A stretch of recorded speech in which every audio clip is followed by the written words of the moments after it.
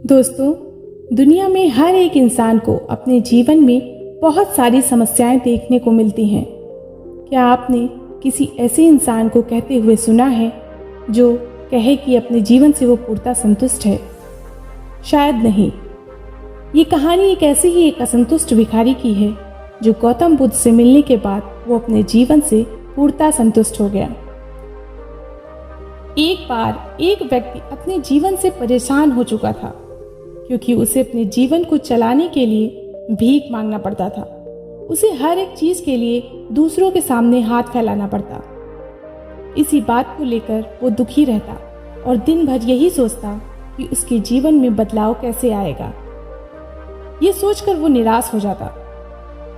वो हर दिन देखता कि बहुत सारे लोग निराश होकर आंखों में आंसू लिए और विभिन्न चिंताओं से परेशान लोग गौतम बुद्ध की तरफ जाते और वापस लौटते समय वे लोग बहुत ही खुश होते थे। वो भिखारी ये नहीं समझ पा रहा था कि गौतम बुद्ध उनके साथ ऐसा क्या करते थे कि वे बेहद खुश हो जाते थे। वापस लौटते हुए लोगों के हाथों में ना तो ढेर सारे पैसे होते थे और ना ही सोने चांदी। तो फिर ऐसा क्या होता था कि लोग बुद्ध के पास से लौटते वक्त इतना खुश होते थे? ये सब सोचकर वो भिखारी भी निर्णय लिया कि वो भी महात्मा बुद्ध के पास जाएगा और देखेगा कि ऐसा वहां क्या हो रहा है कि दुखी लोग उनके पास जाकर खुश हो जाते हैं। वो बुद्ध से मिलने के लिए उनके पास चल पड़ा। जहां बुद्ध मौजूद थे वहां बहुत लंबी कतार लगी हुई थी, तो वो भिखारी भी कतार में लग गया। कतार में लगकर वो अपनी बारी का इंतजार करने लगा। देखते ही देखते उसकी बारी आई और उसने बुद्ध से कहा, बुद्ध, मैं बहुत ही गरीब हूँ, मेरे पास कुछ भी नहीं है। मुझे अपना जीवन चलाने के लिए भी दूसरों से भीख मांगनी पड़ती है। अब आप ही बताइए कि मैं अपने जीवन को कैसे बेहतर कर सकूं? ये सब सुनकर बुद्ध ने कहा, तुम गरीब नहीं हो, तुम्हें ऐसा लगता है क्योंकि आज तक कभी तुमने किसी के लिए कुछ भी नहीं किया। ना ही तुमने कभी किसी को दान दिया, ना ही तुमने दूसरों के लिए कुछ किया। ये सब सुनकर भिखारी के मन में एक आशंका जाग उठी। अपनी आशंका को दूर करने के लिए भिखारी ने पूछा, मैं तो एक भिखारी हूँ, मैं लोगों को दान कैसे दे सकता हूँ और कैसे लोगों की सहायता कर सकता हूँ? मुझे तो खुद अपना जीवन चलाने के लिए दूसरों से मांगना पड़ता है।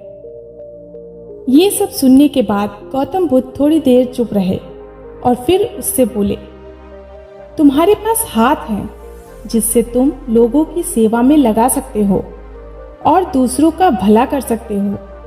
इसके अलावा तुम्हारे पास मुंह है जिससे तुम लोगों से अच्छी अच्छी बातें कर सकते हो और दूसरों का हौसला बढ़ा सकते हो।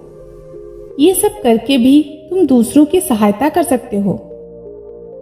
जरूरी नहीं कि दान सिर्फ पैसों से ही किया जाए। हम चाहें तो हम शिक्षा का भी दान कर सकते हैं, चाहे तो अन्न का भी दान कर सकते हैं। ऊपर वाले ने अगर किसी को पूर्णतः अच्छा शरीर दिया है तो वो गरीब नहीं है, वो बस दिमाग से गरीब है।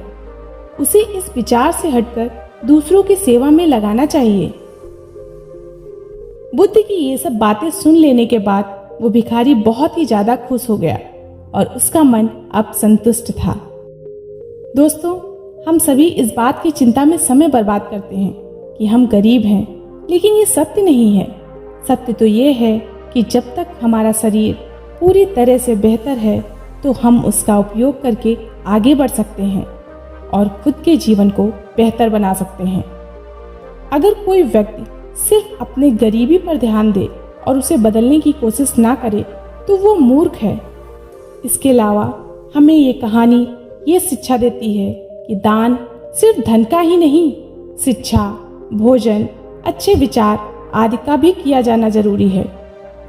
अगर आपके पास धन नहीं है तो आप शिक्षा का दान कर सकते हैं या फिर आप दूसरों के लिए अच्छे विचारों का भी दान कर सकते हैं।